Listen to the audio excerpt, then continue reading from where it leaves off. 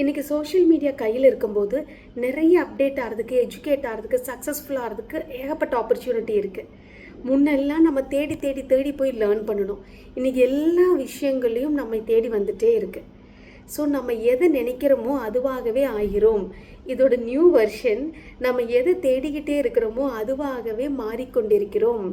கேரளாவில் ஒரு பொண்ணு, அவங்க ஹஸ்பண்ட் எப்பவும் திட்டிக்கிட்டே இருப்பார், டிமோட்டிவேட் பண்ணிக்கிட்டே இருப்பார். நீ யூஸ்லெஸ், உனக்கு ஒன்றும் தெரியாது, நீ மக்குன்னு. அந்த பொண்ணு அவங்க ஹஸ்பண்டுக்கு தெரியாமல் யூபிஎஸ்சி எக்ஸாமுக்கு ப்ரிப்பேர் ஆகிறாங்க. எல்லா நோட்ஸும் யூடியூப்லேருந்து எடுத்து டெய்லியும் ப்ரிப்பரேஷன் பண்ணிகிட்டே இருக்காங்க. அவங்க ஹஸ்பண்ட் வேலைக்கு போனதுலேருந்து வர்ற வரைக்கும் அவங்க ப்ரிப்பரேஷன்லேயே இருக்காங்க. எக்ஸாம் போகிறப்பங்க கூட அவங்க அப்பா அம்மா வீட்டுக்கு போகிறேன்னு பொய் சொல்லிட்டு போயிட்டு வந்துடுறாங்க. எக்ஸாம் ரிசல்ட்டும் வந்துடுது. இது அவங்க ஹஸ்பண்ட் கிட்ட சொல்கிறாங்க. ஹஸ்பண்ட் எப்பவும் போல் மக்கு, யூஸ்லெஸ், நீ எல்லாம் எப்படி பாஸ் ஆனன்னு.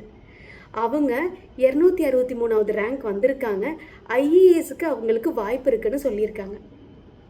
ஹிந்து நியூஸ் பேப்பரில் அரை பக்கத்துக்கு இந்த ஆர்டிக்கல் பற்றி வந்திருக்கு.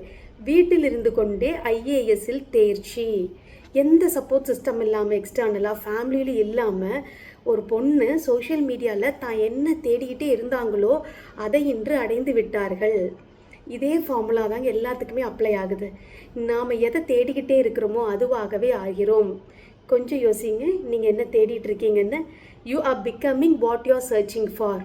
So be aware.